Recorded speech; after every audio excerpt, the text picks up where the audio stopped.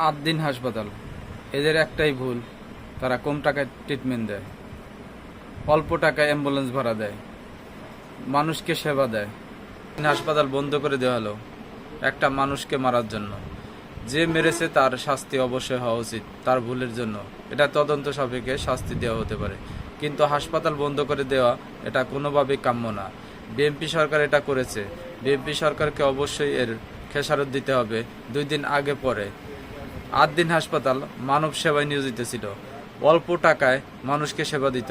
অ্যাম্বুলেন্সের ভাড়া মাত্র 480 টাকা, এটা আর কে দিতে পারে?